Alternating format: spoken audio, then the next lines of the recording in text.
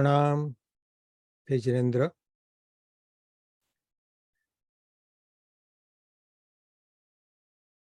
Today's topic is about Aimbil Udi Naupad, and we're going to do it over 2 weeks or maybe more, but definitely this week and next week. Welcome, everybody. We'll interrupt the class for about 10 minutes in the middle when Sandeep Bhai wants to tell us a bit more about certain developments and about the Aimbil Udi. So I will, in about 15 minutes, 20 minutes, I'll pass the mic over to him. Let me share my slides and start with a prayer. So we started this classes.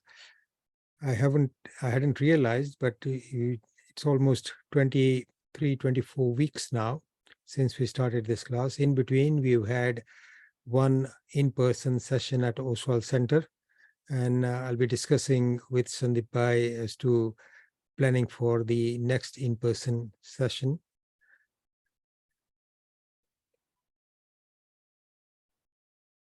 Let's start with the prayers. Namo Ariyantanam, Namo Sittanam, Namo Ayariyanam, Namo Uvajjayanam, Namo Loye Savvasahunam, Eso Panchanamukkaro Savva Pavapanasano, Mangalanancha Savve Simpadmam Havai Mangalam. Veera Sarasura Surendra Mahito Virambudha Sansrita Virena Bhiyata Swakarma Nichayo Viraya Nityam Nama Vira Tirthamidam Prautamatulam Virashughoram Tapo Vire Shri Truti Kirtikanti Nichaya Shri Virabhadram Disa Anguthe Amrutavase Lapti Tana Bhandar Shri Guru Gautam Samariye Manavanchita Fadadatar.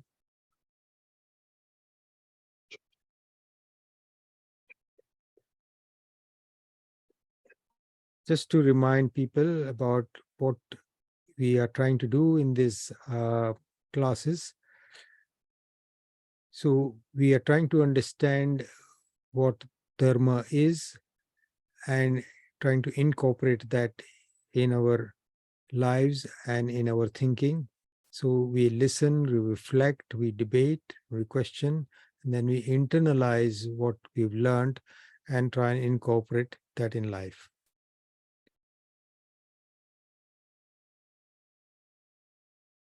The Aimbil Oli, which you all know starts tomorrow, is about the Aradhana of Naupad or Siddh Chakra.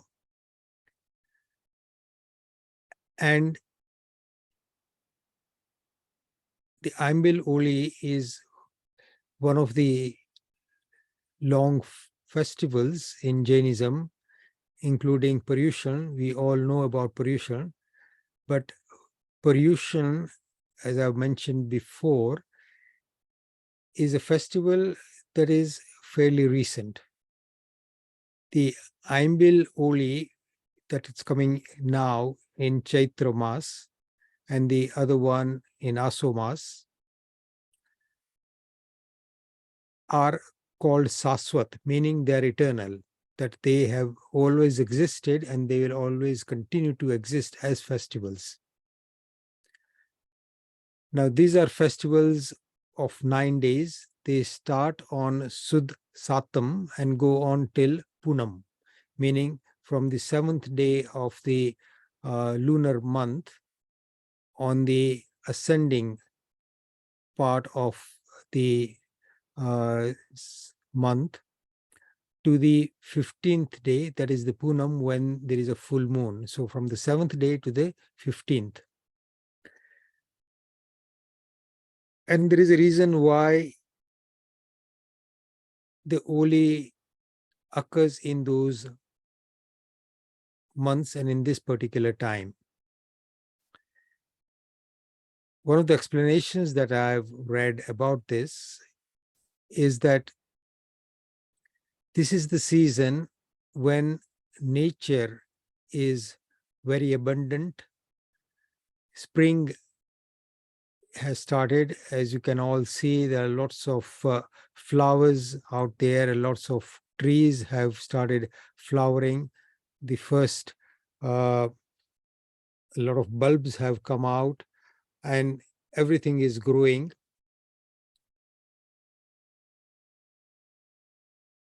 The whole of nature is full of life, and every food that we consume is also full of a lot of heavy and nutritious material, but it can also be a bit difficult to digest.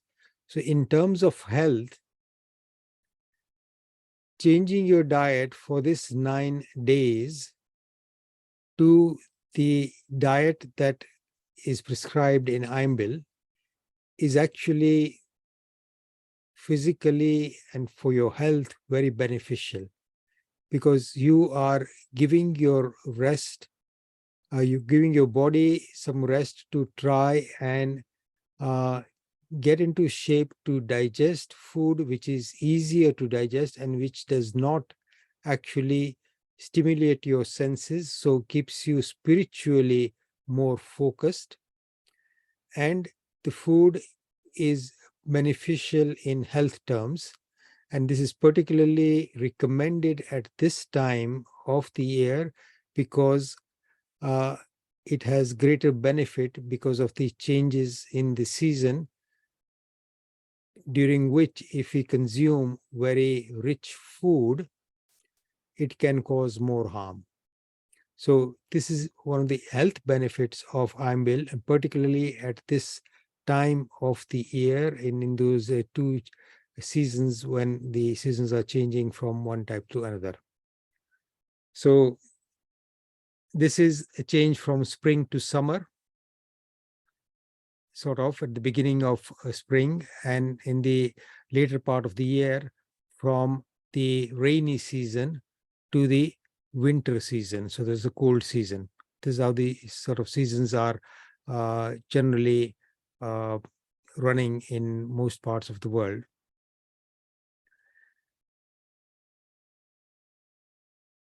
Aimbil only is about the understanding and the worship of Naupad, which is described in Siddh Chakra. This has got Naupad means 9 elements. You all probably know these 9 elements. The first 5 are what we also recite in the Naukar mantra: Arihant, Siddh, Acharya, Upadhyay, and Sadhu. And the next 4 are Darshan, Gnan, Charitra, and Tap. The words are probably familiar to you, but we'll go into a bit more details on that. And if anybody does not understand any of these words, please just put in a question in the chat and I'll try and answer them. What is Siddh Chakra? A chakra, the word chakra means something that rotates around, and a chakra is a weapon. A chakravarti has a chakra which is very powerful. It's basically a multi-blade disc which can rotate and destroy an army. Similarly, Vasudev, like Krishna, like Lakshman, they all had chakras as well. But a Chakravarti like Bharat, Priyamitra, all those Chakravartis would have a chakra which would be an extremely powerful weapon. A Siddh Chakra is a very powerful weapon which can destroy sansar. Sansar means our cycles of lives and death, life and death, from one life to another, and it can destroy that. So it is these 9 elements: Aryan, Siddh, Acharya, Upadhyay, Sadhu, Darshan, Gnan, Charitra, and Tap, that those 9 pads are also called Siddh Chakra. And the worship of the Siddh Chakra as a whole is something that Jains conduct regularly. There are Siddh Chakra pujans, which are part and parcel of some of the big pujans that we have done. And Jayesh Bhai has done Siddh Chakra pujans here at Oswal Center. And these are similarly conducted in other temples in this country and everywhere else. If you go to the Derasar in Colindale, it's probably one in Portus Bar as well. Sorry, not in Colindale, on Kenton.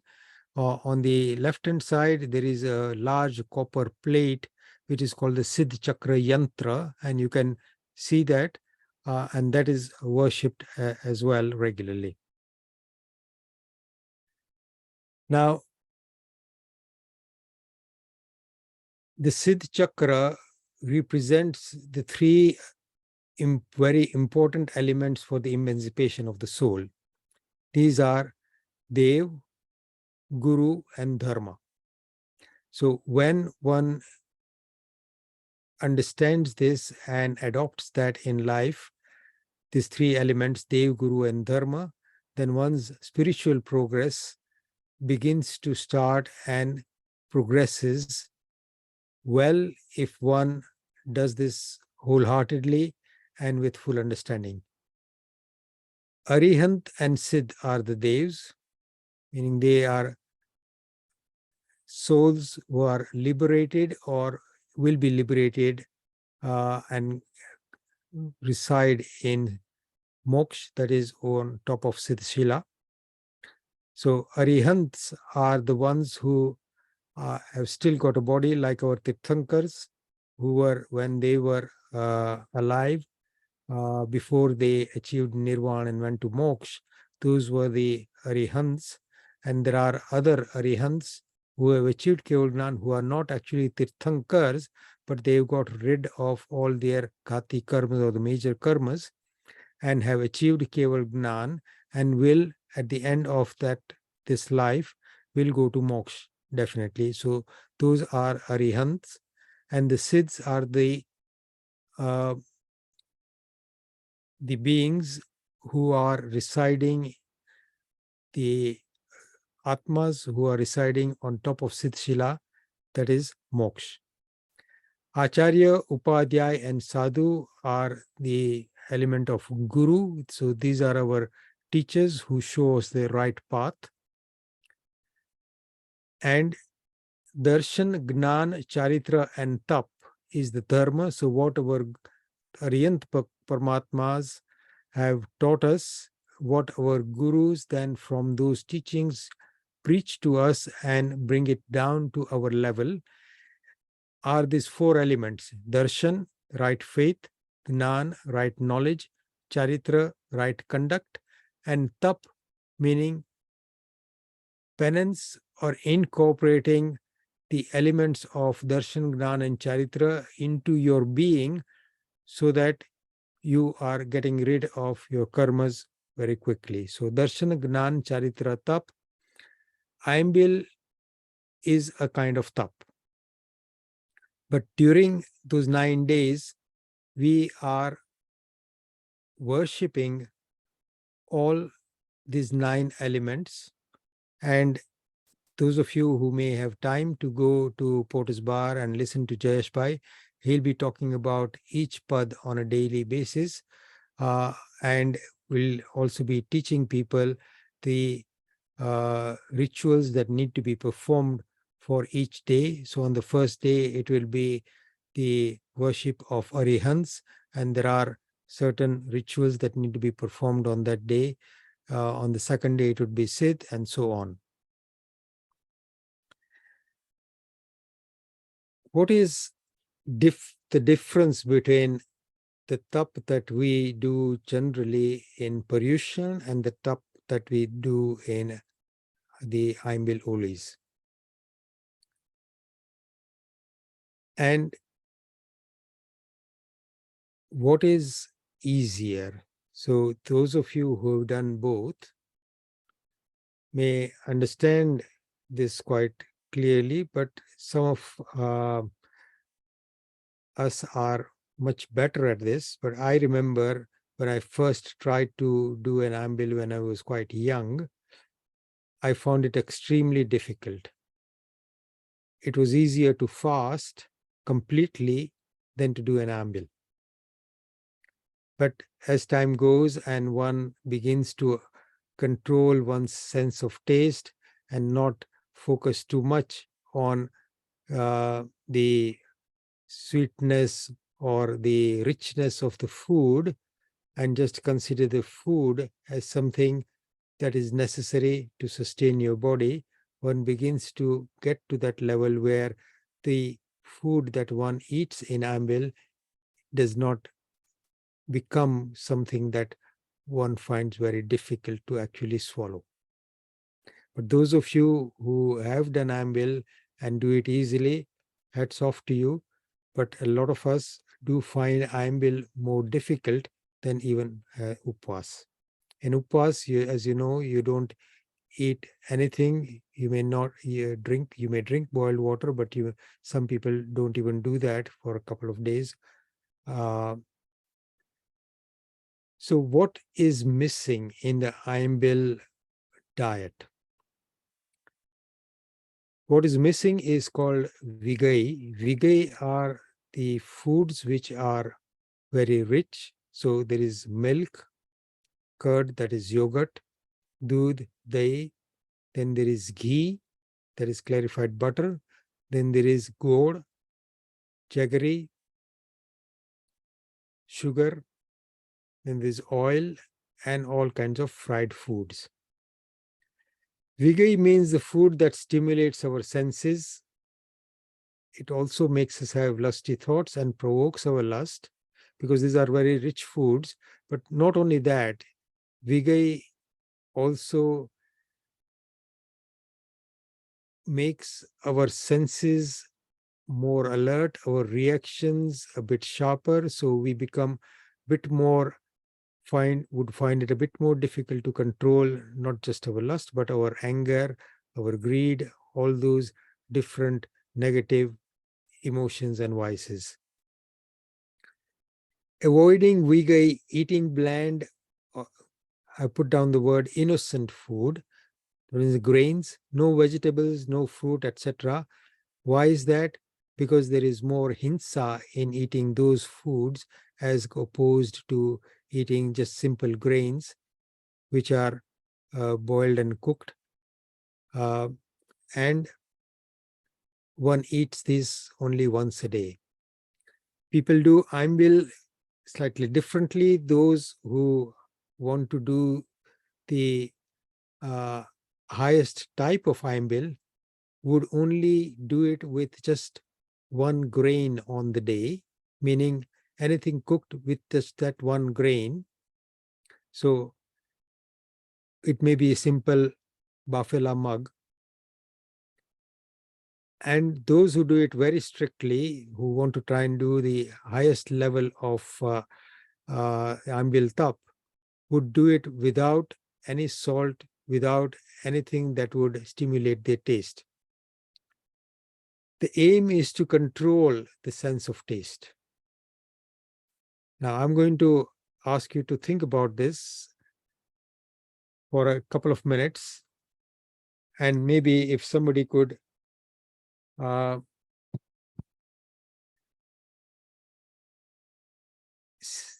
me or tell the class what they think about this. Why does one need to control the sense of taste? And while you are thinking about this, I'll hand over the mic to Sandeep Bhai.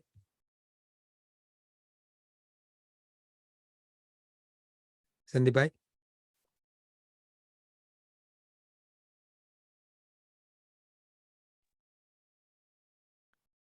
Thank you, Ajit Bhai and Jai Jinendra, everyone. Ambelori is a huge festival within the Jain calendar. It happens twice a year, as Ajit Bhai said, just before we start the summer and just before we start the winter.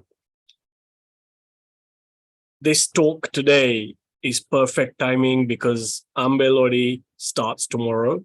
We have been busy preparing for that at Oshwal Center, and it starts first thing in the morning tomorrow. So there'll be pujans, etc., and then from 10:30 onwards, the actual pravachan will start. Now, a couple of things regarding Ambelori. It's open to everyone. Please all come along any of the days.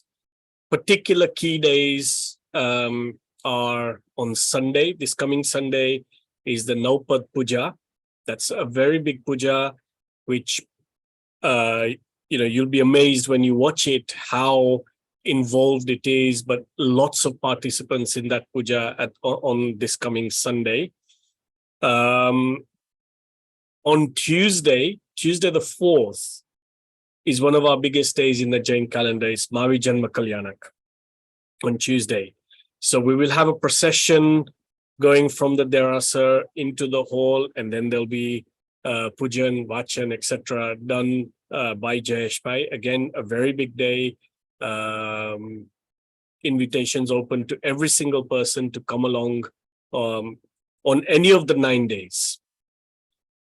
Come, have Ambel food, exactly what Ajit Bhai is just talking about. What is Ambel food? You will be able to taste it there. It's served to you, and you'll be able to taste, take it in, and judge for yourself what Ambel is all about. During the course of the 9 days, there is the recitation of Shripal Ras Raja, which is a story going, and Ajit Bhai will, I'm sure, touch on this, if not today, then on next Tuesday, about Shripal Ras. It's a beautiful story. It's quite a touching story about, how almost someone has been infected. They didn't want to know, others didn't want to know him, but, you get through on the other side. It's the Shripal Ras themselves are books, that big, they're huge books, but the story and the illustrations are absolutely beautiful, and Jayesh Bhai recites it extremely well. All of this is going to be live streamed on YouTube. So even if you're at work, if you have time, do switch the YouTube on and you'll be able to watch the Ambelori taking place. In Oshwal and the Jain community, we are very privileged to have had a few individuals who have done 100 or more Ambeloris. Now, I'm going to ask Ajit Bhai actually to explain what one Ambelori is, how long it takes, etc. To do 100, I know it takes around 17 to 18 years.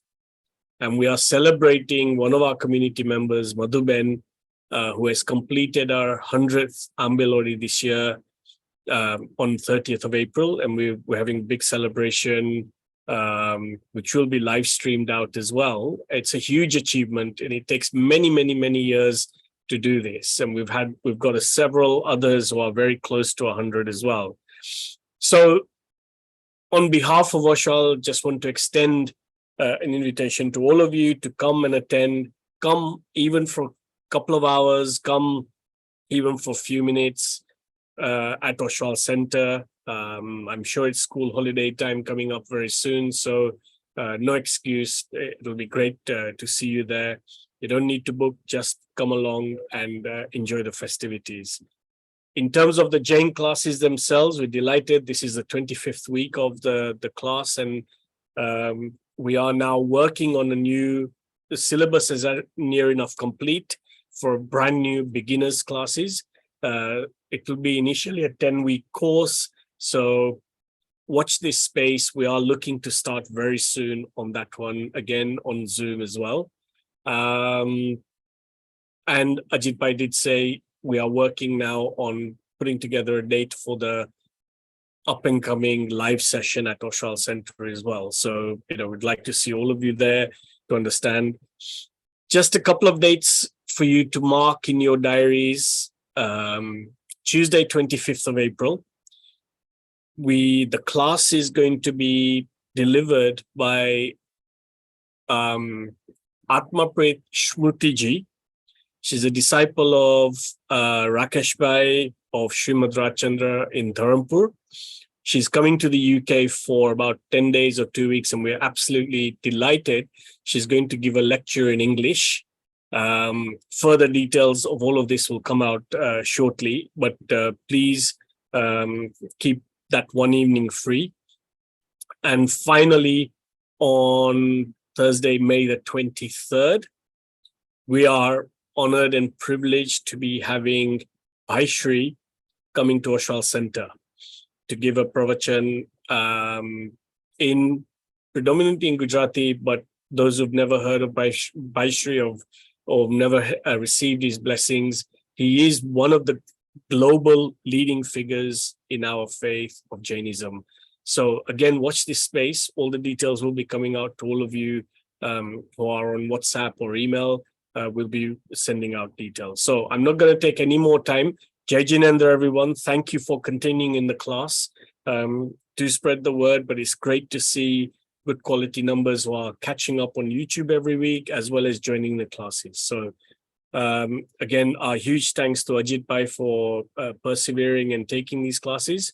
And without further ado, and also actually thanking the Zoom team, and in particular Kavit Bhai and Miraben for hosting these classes every week, taking your questions and asking Ajit Bhai these questions as well. So Ajit Bhai, if you can answer my one question, what does one Ambelodi consist of? How many days, etc., etc.? But apart from that, I hand over to you again. Thank you. Thank you, Sandeep Bhai.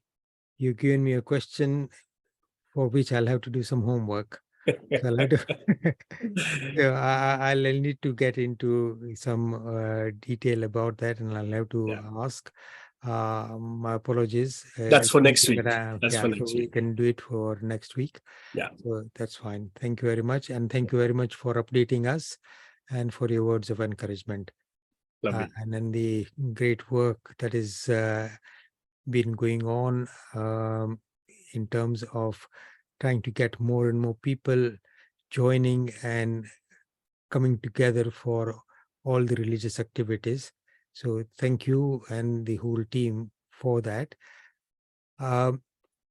Let's start and with some other aspects. Sandeep Bhai mentioned Sripal Raja's Ras, and I think it may be quite opportune to actually introduce that subject now. And depending on how we go, as I said at the beginning, I'm planning for at least 2 lessons for this particular topic, but we could extend it to a bit more. But for before the next slide,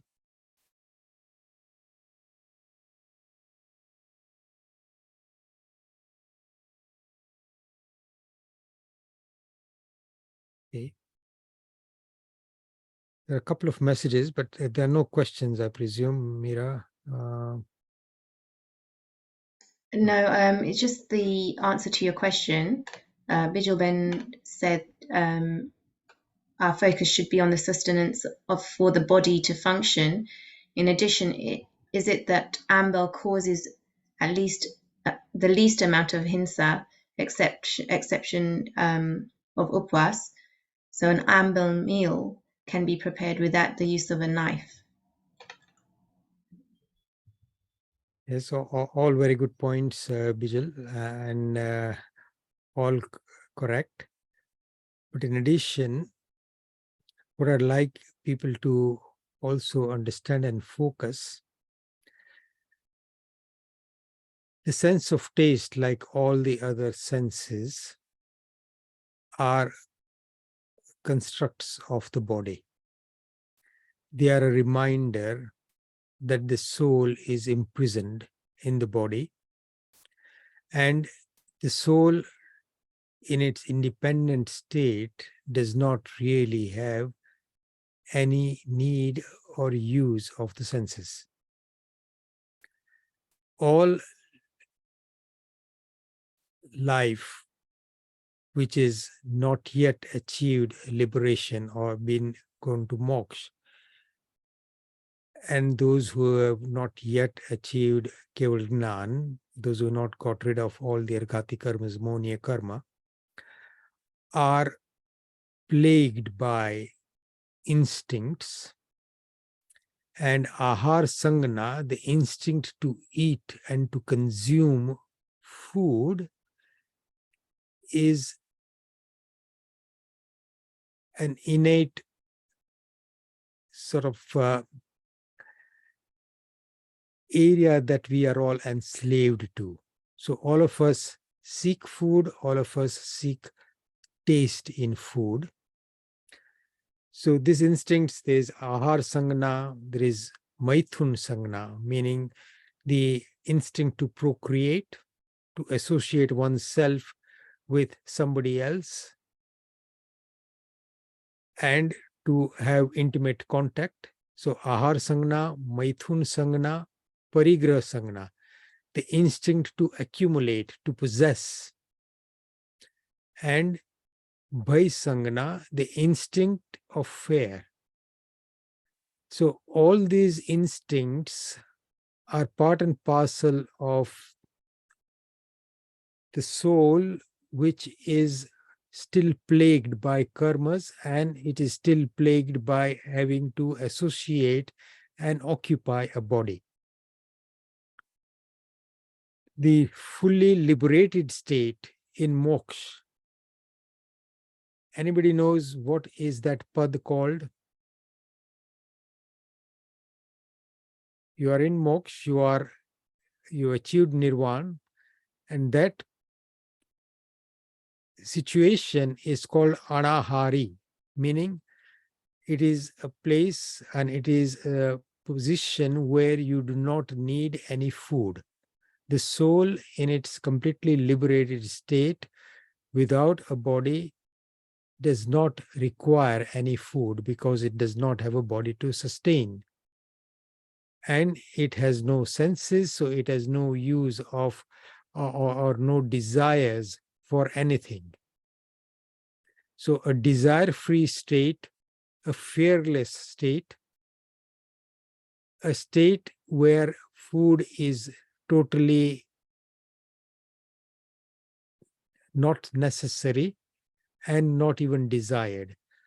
So the need to control our senses is to remind ourselves that you as the soul do not need food.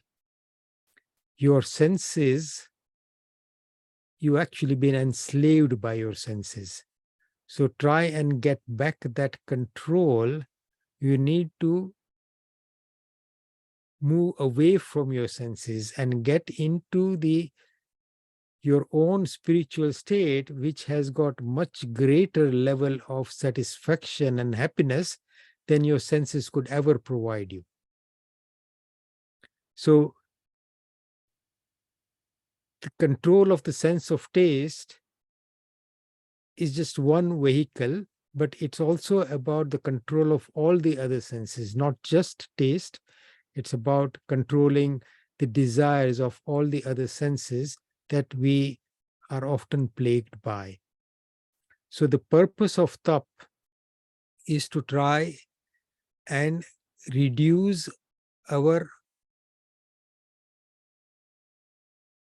focus on what food tastes like. And we are consuming, as Bijal says, food to sustain our body, not to entertain our tongue. It is very difficult, but when you are doing Aimbil, so there are two things that one needs to focus on. This is bland food, but if our focus even during the Aimbil is that I want more spices, I want more murri, or I want it to be a bit more salty, and I want to have something that is a bit more tikhu, then the true purpose of Aimbil can be defeated. One does not desire sweetness, one does not desire richness, one does not desire the kinds of taste stimulation that ghee and butter, ghee, oil bring, but it can be quite difficult to give up the desire for something salty. Now, those who do a very strict ambil, just eating one grain which is boiled without salt, are actually very great. And then the people who would do that, and over a period of time, when one focuses and tries very hard, one begins to understand that there is a great liberation in releasing ourselves from this sense of taste. And one begins to realize that when you get to that state, then your level of happiness actually is significantly increased. So those who perform Aimbil very well and then take home the message for the rest of the year or until the next Aimbil would not be worried about if there is less salt, less sweetness in the next meal that is served on the 10th day after Aimbil has started. So, and I would hope that all of us men here on this class would agree and be kind to our spouses, to our mothers, to our sisters, and not be critical. Oh, this doesn't taste as good as it used to, or have you forgotten to put any salt today, or why is it not as sweet as usual? It's not as good as what my mother makes. Those kinds of comments that we are so used to making, when one learns to control the sense of taste and not worry about the taste of food, one begins to actually see a level of peace and happiness and liberation from this. So enough about that. Sripal Raja's Ras is a very beautiful story that is recited in during the Aimbil Holi. It's a very, very long text. It's been written by two great Upadhyayas, Upadhyay Vinay Vijayji, and then it was completed by Upadhyay Yasho Vijayji. And those two scholars, few hundred years ago, have created such a massive wealth of literature that one could spend a lifetime and not digest what they in their lifetime actually have created and left for us. But Sripal Raja's Ras is actually a poetic piece of literary work, and the poetry and the wealth of literacy, I don't think there are many equals in world literature that could actually compare in terms of literary merit to what was written by Vinay Vijayji and Yashu Vijayji in Sripal Raja's Ras. There are lots of other Ras. So just as an aside, there are many different Ras. There is something called Chand Raja Ras. There was a very prominent Shravak poet called Rusab Das, who has written several different rases. So these are poetic creations in a very long format, and a lot of them told very good stories. And they are meant to be sung in certain different chands and rags. And those who know the chands and the rags, they're very long. So singing them and performing them would be quite difficult. But there are many different poetic creations that Yashu Vijayji has created.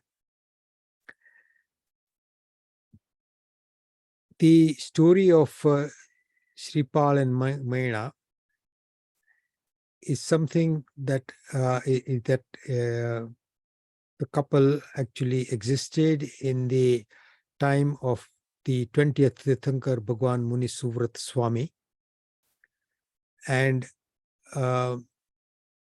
very briefly, just to begin the story, was Maina was one of the two princesses of a king, and she had been brought up by her mother in the complete faith and belief that whatever happens to one is as a result of predominantly the karmas that one has acquired in the past. And the king, knowing this, wanted to test his two daughters. The king was very proud of his ability to control his kingdom, and he thought that his subjects and his family were entirely dependent on him, and they were happy because of what he provided. And once he asks his daughters the question that I am the most powerful and I am the one who gives you all the happiness. And Maina Sundari says, no, whatever happens is as a result of the karmas that we have acquired in our past lives, and predominantly that is, and our efforts make a difference. But some of the biggest important events in our life are the result of the karmas that we acquired previously. So whether we are happy or unhappy, all often depends on those. And the king said, okay, so if you think that that is the most important thing, then I will give your hand in marriage to this king of this lepers who had been visiting the outskirts of their city. And Maina says, perfectly okay, if that is what's destined for me, I will gladly marry the prince or the leader of this group of lepers. And she marries Shripad. And then the whole story goes of how Shripad's and Maina's life change and how they incorporate the celebration of Siddh Chakra of Navpad and incorporate that into their lives. And from their time in difficulties to their emancipation over a period of time is a very engrossing story full of adventure, which is very, very interesting to listen to. So just a bit of an aside on the Sripal Raja's Ras that is recited during the Ambil Holis.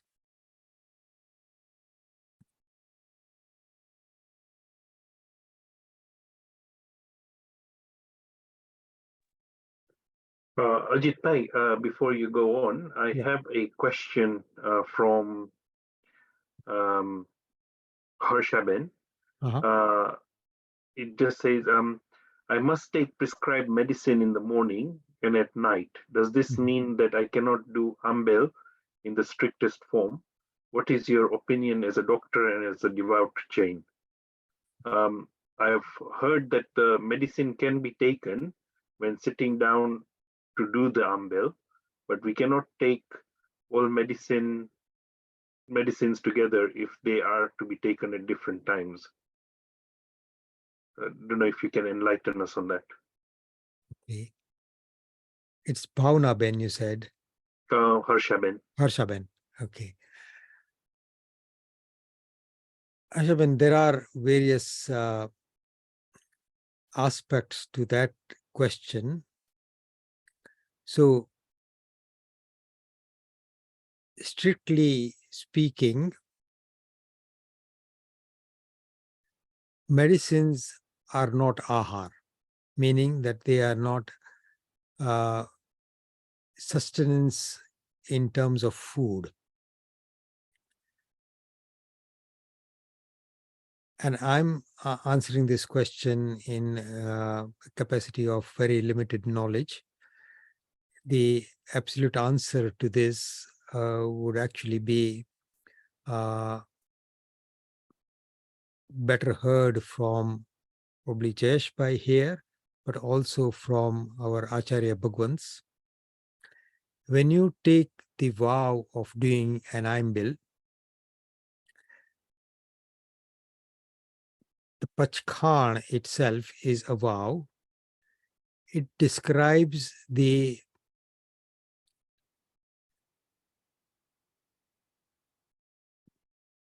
boundary that you are drawing and taking a vow about, that I will eat, I will do this, this, this, I will not do this, this, this.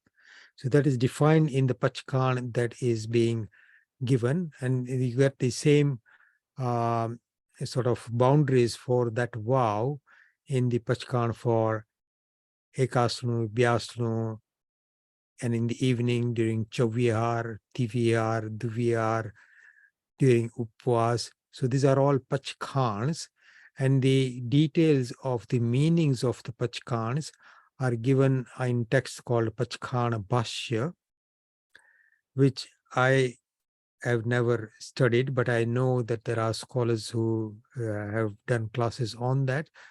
One in particular is Hitesh Bhai, who is conducting classes from India regularly in Gujarati. What is described in that Pachkan for Aimbil and what is the freedoms that are given in that, I am not sure. And whether medicines are actually allowed or not, in terms of whether they are essential or not, is something that one would need to ask Jayesh Bhai, maybe, because I don't know what freedoms are given. So, for example, if you take the vow in the evening for Chuviyar, you would say, Divas Charimam Pachkami Chaviham Pi Aharam Asanam Panam Khaimam Saimam Anantana Buganam Sasagaranam Matraganam Sava Samavetyagaranam Osirami. If you are then taking, so that is, I will not eat or drink anything until from sunset till sunrise tomorrow. That is what that vow is basically restricting you for.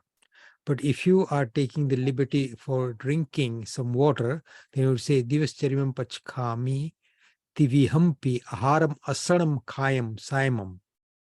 So you would omit the word Panam, meaning you are taking the liberty to drink water until a certain time, once, or I'm not sure whether it's just once, it's allowed once or more than once, but you have the liberty to drink water. Now, if you wanted to take medicines, then after sunset, then you would say, Divas Charimam Pachkami Dubihampi Aram Asanam. And you would take liberty. So the different kinds of foods are described in that. Now, the Aimbil Pachkan, what exactly it gives you liberty for is something that in terms of medicines, I'm not sure. But I think it's a question that is worth asking Jayesh Bhai, because the Pachkan itself is quite detailed, and there are certain things may be allowed.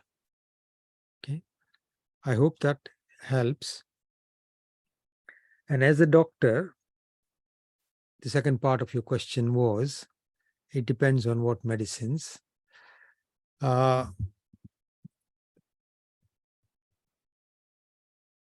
Looking at it from a different practical point of view, if I look at my patients who have been told to consume certain medicines on a regular basis, and I look at their average use of those medicines, it is quite rare to find somebody who without fail is taking all his medicines as prescribed every day of the week, every day and without fail. So if I'm looking at somebody's prescription chart, our software gives us the average use. And it is rare to find 100% average use, meaning somebody is taking their medicines every day. So people skip their medicines often. How much harm that does to them, it's very difficult to say, but it is not unusual. So it all depends on your medicine, and the question to ask your doctor may be, if I skip this for a few days, what harm would it do?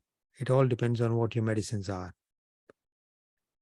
So unfortunately, I can't answer that question here, but if you, I think the best person to talk to is possibly your doctor. So I hope that helps. Now, this is a very, very positive story, and we may not be able to finish this whole story today, but I think it's actually quite interesting, and it does bring out many, many positive aspects of spiritual development. And I will come to a stage today where I leave you with a question. And if possible, I'd like you to maybe think about the answer and share with what your thoughts are before we begin next week, if possible. Now, there's a book that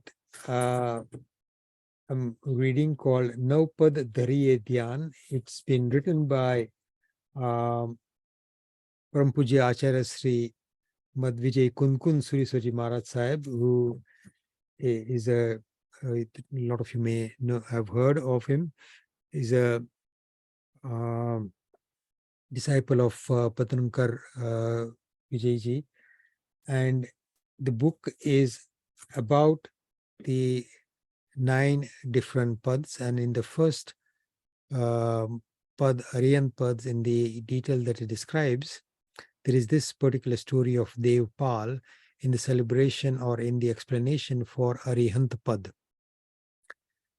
Now, very briefly, Devpal was a Kshatriya who was working for a rich Seth merchant, and his job was to look after the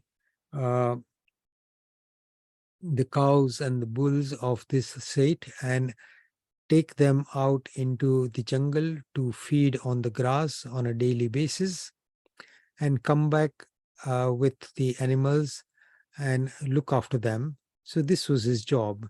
Devpal was a very simple soul, and he was happy in what he was doing. He wasn't very educated. He didn't have many other skills, but he was a very simple soul who was quite very open-minded.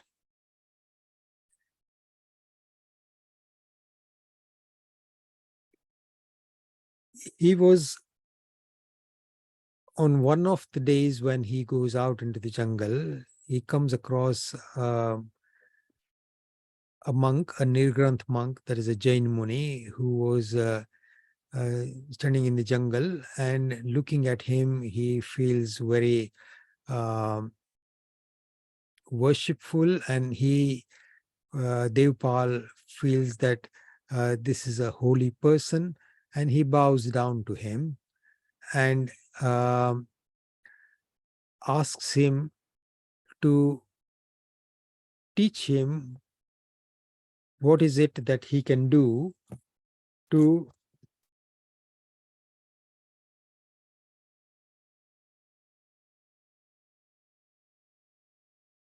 and when he joins his hands to this monk, Jain monks will always raise their hands or tell you dharma labh.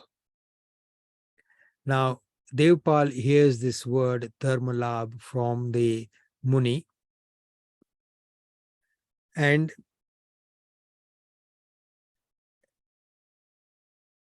Devpal understands the word dharma, but he does not know any more than that.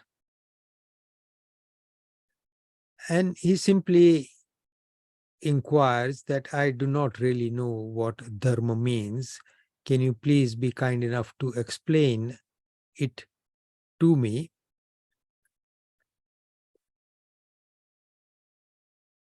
The very insightful and knowledgeable Muni Bhagwant, who was standing there, looks at Devpal, and based on his understanding and assessment, these are very holy people whose insight into us as souls is actually quite deep, and they often go into the heart of who we are, and they would probably understand us better than we understand ourselves. And he assesses Devpal, and he explains to him the basis of religion in very simple terms. And the words that he uses is that at the root of dharma, meaning the right conduct, is ahimsa, meaning non-violence, and sambhav, meaning equanimity. So he tells him that at the root, at the heart of dharma, so he says dharma labh to him, meaning that may you be blessed by dharma. And says, what is dharma then? Devpal asks.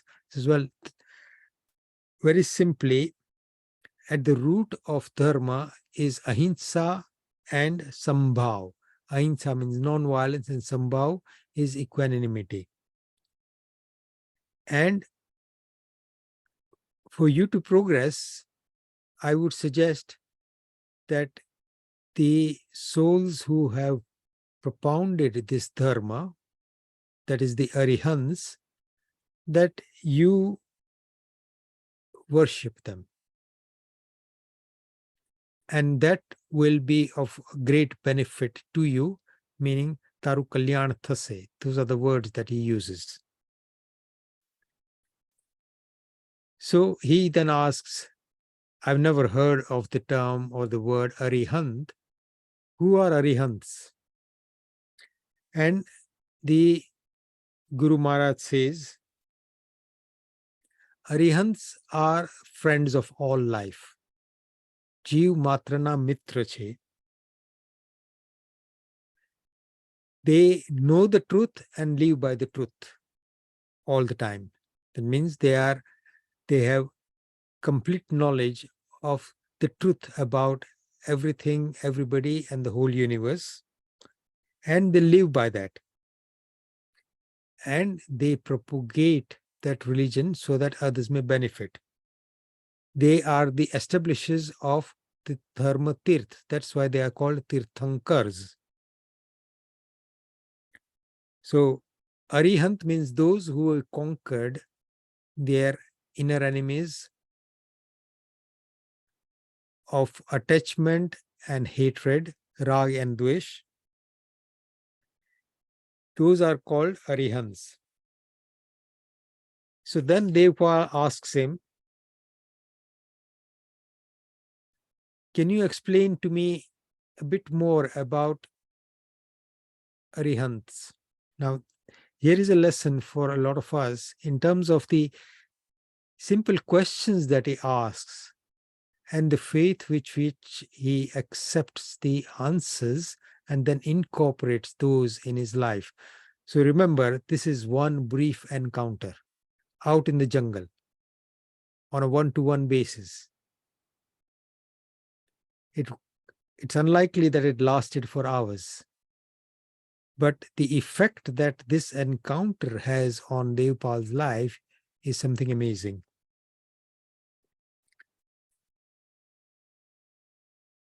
So he says, the worship of these arihants is something that will liberate your soul. And the arihants can be understood from the context of their names, the context of their shape, that is akruti, nam, akruti, from the context of their inner wealth and their inner worth and the quality of their spiritual self, or their the quality of their enlightened soul, and finally bow. So when you talk about their name, then you're talking about Rusabdev Swami, Mahavir Swami, Sambhavnath Swami, all the 24 Tirthankars, and currently the 20 Tirthankars that are alive in the Mahavir Kshetra. The idols that you see in Derasar, they represent the Arihants, Tirthankars, and we worship them as if they are real. They are called Sthapna. Because of their shape, they represent a Vitrag state, and they are representative of the Tirthankars themselves, Aryans themselves.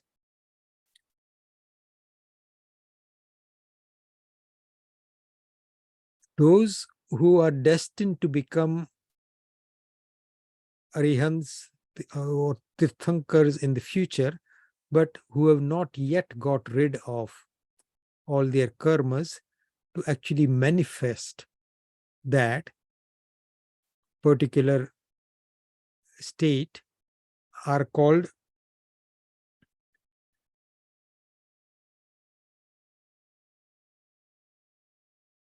Dravya Tirthankars, meaning inherently they are going to be Tirthankars in the future, like Shrenik Maharaja, like Sulsa Sravika, like Krishna, like Ravan.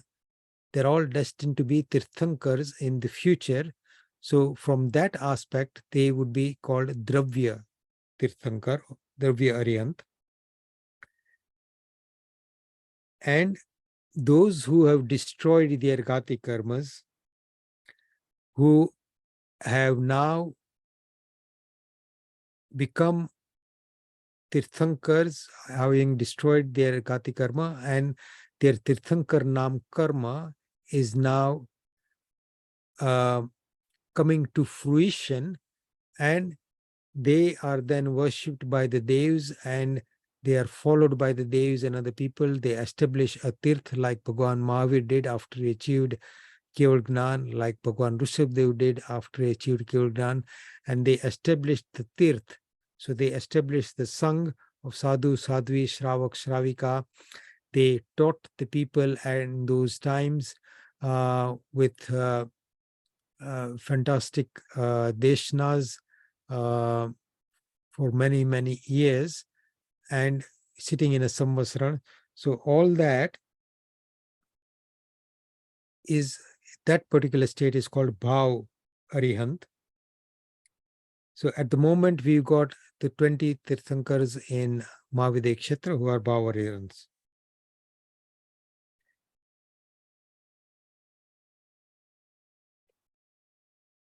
And then he says, when you do not have a Bhav Arihant in your presence or in your times, like currently in this place, we do not have a Tirthankar Bhagwan alive and with us, then he says that the murti of a Tirthankar gives you the same power and the same wealth if you worship them in the right way with great respect. So a Jin Pratima or a Jin Murti in a temple, and worshipping them would give you the same benefit or the same spiritual emancipation as a Tirthankar in the live sense, like in Mahavir Kshetra, would give you. Devpal understands this and is very happy. And the Guru Maharaj then, with the proper vidhi, gives him the words of the Naukar mantra, and he accepts that and takes it to his heart. And he concentrates on the first pad, that is Namo Arihantanam. And he gets so engrossed in that, that all the time that he is constantly reciting Namo Arihantanam, Namo Arihantanam, Namo Arihantanam in his mind. He is looking after the cows, and while he's doing that, he's constantly doing that. And in a very simple way, he is constantly saying Namo Arihantanam. So the question that I'm going to ask, and I'll just carry on with the story for a brief moment, and we'll complete the story next week. The question I'm going to ask is, in terms of the spiritual development of the soul, what is the quality which is the most beneficial, or the quality which makes you progress and get to a spiritual level without much effort? So what quality does one need to cultivate to actually become the recipient of dharma when the right time comes? What is it that allows us to actually accept and incorporate that in our lives? That is the question. The answer is in Devpal's story so far. So think about it. There is a similar answer in the story of Bhagwan Mahavir's first life when he achieves Samyaktva. That is Naisar. Those of you who know that story.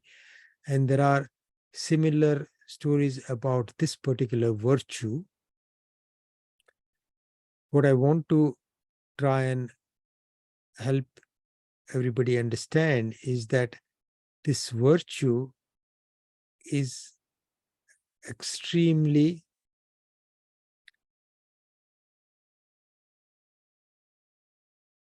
essential, but also extremely powerful. And there is a saying in Christianity which actually also talks about the same thing. Anybody? I'm not sure whether it comes from the Bible, but I've heard it in the context of Christianity. It may be something that the Bible quotes as well. Okay. Think about that as well. I'll give you the answer next week. Okay.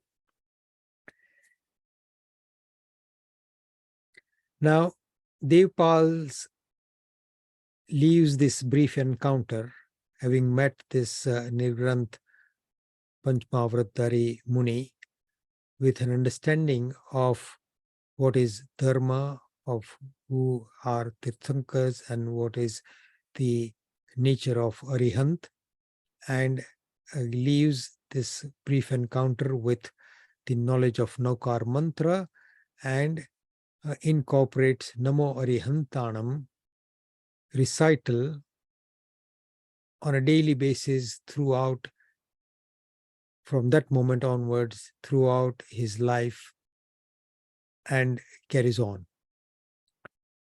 His life resumes as normal, but with this particular change, until once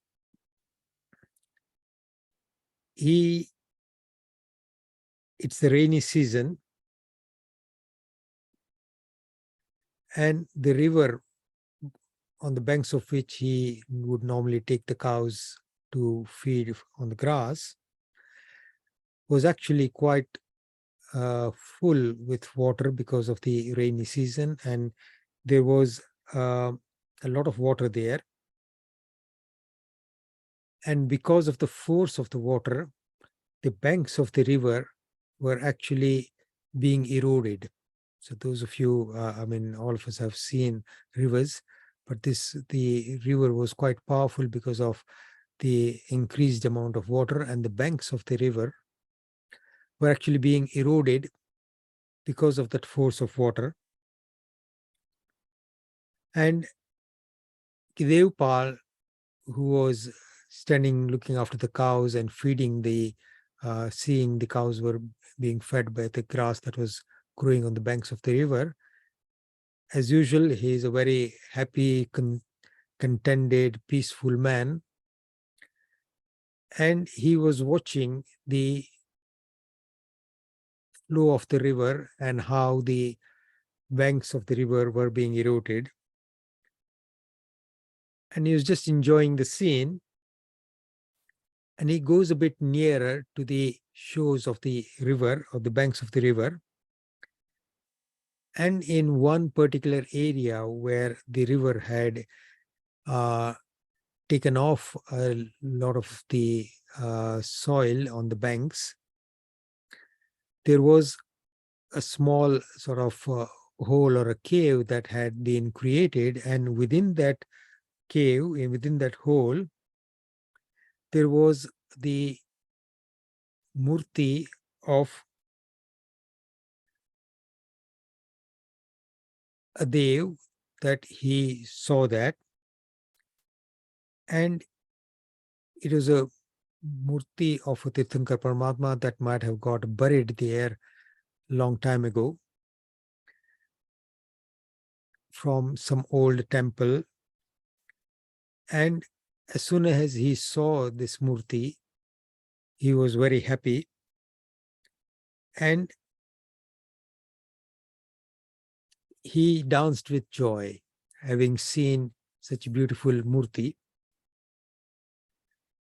And he was so happy, as if he had found a treasure, that he was a poor man, he was just a simple cowherd, but he thought that he had won the lottery. And he went up to the banks of the river, took the murti in his hands with great respect, and he brought it out and placed it under a tree. And then he created a small hut around that murti, meaning he created a temple around that murti. And he may have known, or he didn't probably know, but this was a murti of Bhagwan Rishabdev, which may have been buried there quite some time ago. And with great respect, he establishes the murti in that small temple, more like a hut that he had created in a short span of time on that day. And then, having found a treasure, he decides that I'm so fortunate, and I must make sure that I do not eat anything on a daily basis, any day, without first coming here and worshipping this Paramatma. So he takes a vow that I will not eat or drink anything until I come down to this murti and bow down to it.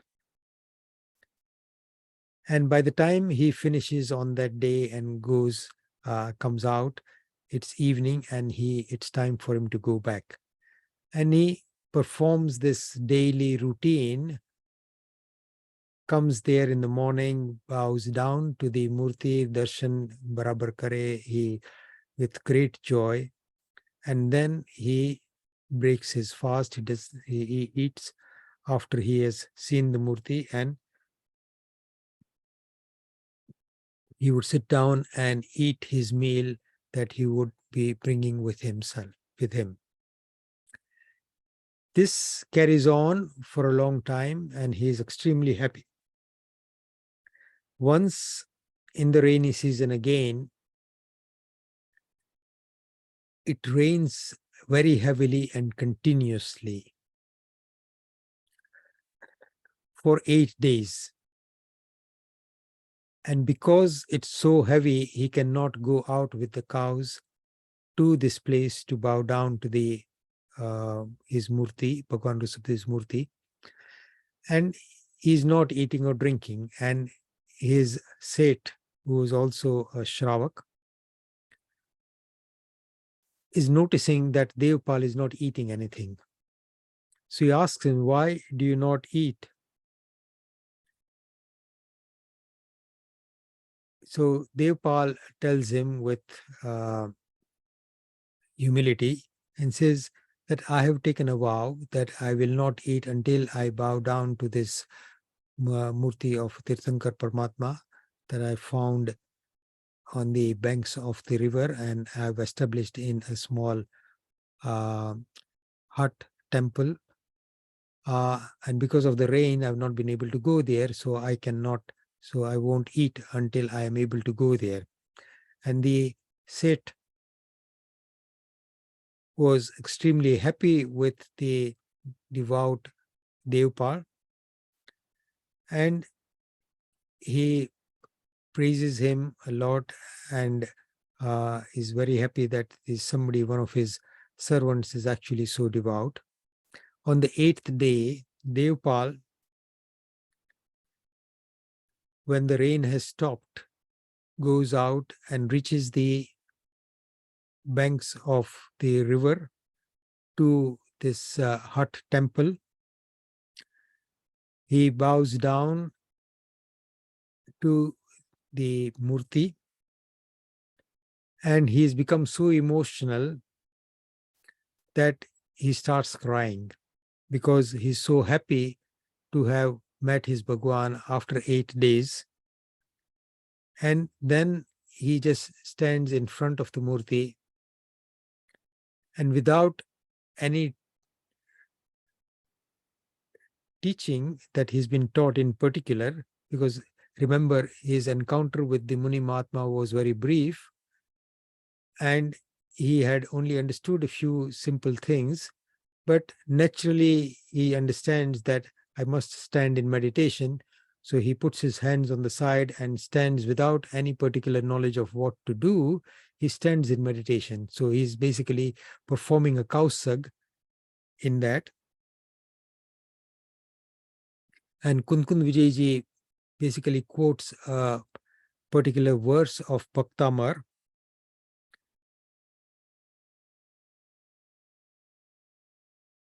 And this particular story in Bhaktamar Stotra, the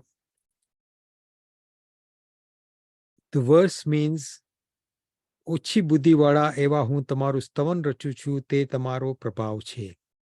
And he basically says that I, with very little knowledge, am creating a song in your describing your virtues is all thanks to you. I do not really have any skills or any knowledge to describe what you are. And this is a particular verse in Bhaktamar that is being quoted in this part of the story. What happens on that day and after that, we will recite the rest of the story next week. I think it's almost 9:15, 9:20 now. So I'll end the story there today.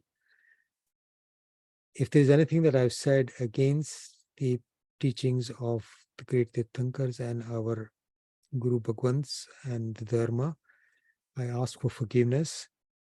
Manujan Gayati Michami Dukudam. If there are any questions, please ask, and then we'll end the class quickly. Ajit, I've received a question from Darshana Ben. Uh-huh. There are believers of Simandar Swami who say we don't need to do tap to go to moksha. All you have to do is forgive and not hurt others. What is the correct thing to do? Should we be doing tap where possible? So I think it's a very important and an interesting question. If you, Darshnaben, read Gujarati on exactly this question, Yasho Vijayji, Mahaupadhyay Yasho Vijayji, who I just quoted as one of the authors of Sripal Raja's Ras, has created a beautiful sajjai, or sorry, stavan, or Simandar Swami. It says Simandar Swami Hundinu Stavan, Savasu Gathanu Stavan. It has got 125 verses. And in that stavan, he describes the different aspects of thinking about Nischay, meaning absolute, Vyavar, meanings relative. And this question is about those two aspects. Very simply, to understand this, if we understand the nature of our situation as we are now, and if we examine ourselves honestly, how pure are we as the soul? What are the vices that we actually have completely incorporated over many, many lifetimes, and are in a state not even able to understand those vices or those faults that we have? And our understanding of the nature of the soul and our faith is also so weak that to expect us to be able to achieve emancipation without making an effort in that respect is extremely difficult, almost impossible. There are a few examples of people who have, and this is what is quoted by some people, say people like Bharat Chakravarti, people like Ilachi Kumar, achieved Keval Gnan without apparently any great effort. So Bharat Chakravarti became a Keval Gnani while he was just contemplating on the nature of the beauty of his body without adornments or without any jewelry. And he became so detached from himself that within a short time, he achieved Keval Gnan.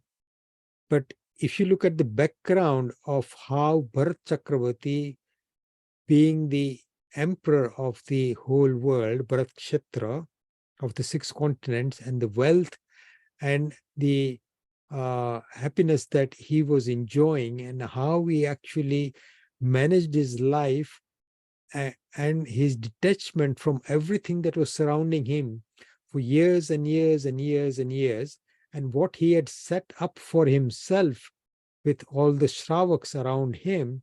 If you go into the depth of that story, Emperor Bharat Chakravarti was living a life of almost a monk, even entrapped with those external entrapments of the wealth of a Chakravarti. And in many ways, he was actually conducting himself spiritually very much at a much, much higher level that we can even imagine. But if you look at the previous lives of Bharat Chakravarti, they had done massive amounts of sadhana in their previous lives, and all that understanding and the power and everything that was that builds up the purity of the soul was a sadhana that has been going on for many, many lives. Most of us in this day and age are at a very, very basic level. And to prepare for a future purification of the soul, one needs to have a process. To expect that something will emerge out of nothing, that we can control our senses by just the knowledge that of who we are, and not even understanding how that knowledge is actually incorporated. I may say to myself that I am the soul. But if somebody comes here and takes a sword and starts cutting off my hand, how far can I retain that knowledge that what is being cut is my hand? It is not something that belongs to me. It never was. And that I am completely separate from my body. Suffering that pain, suffering that loss, how well can I detach myself from that knowledge is a question. Most of us are not ready for that level of spiritual purity. So there is a process that we got to then follow. We got to train ourselves, we got to slowly incorporate religion in our life, and that comes slowly, peacefully, with constant practice, because we must remember that there are lots of faults that we got to unlearn. There are lots of things that we have incorporated in our lives over many, many lives that we have got to try and get rid of. So if you examine yourselves spiritually, just look at the day to day. Not even the day, look at the last 2 hours before this, say, last 3 hours, maybe before the class started. And what were your thoughts? Was there anger? Was there greed? Was there deceit? Was there lust there? When you had your dinner in the evening, did you focus on the food that you were eating? How well did you remember that your true self is anahari? And unless we get to that stage, all these external rituals and everything that is there is actually designed to help us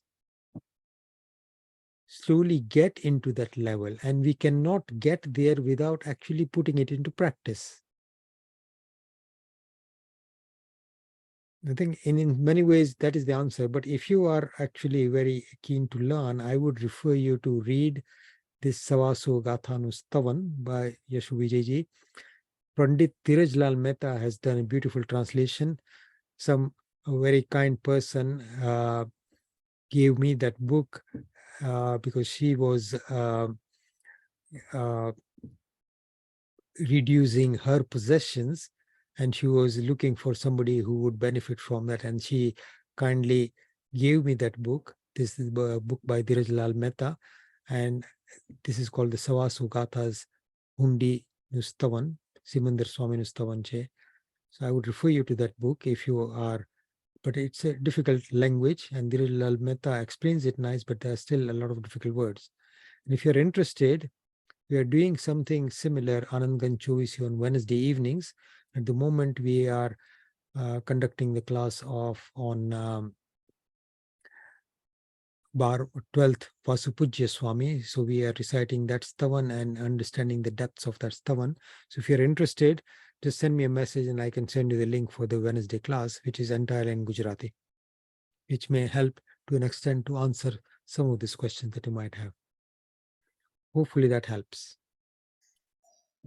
Thank you, Ajit Pai. There is a follow-up question on this, but because of the time, I think I'll send it to you, and then we can. Yeah, that's fine. Thank you. Okay.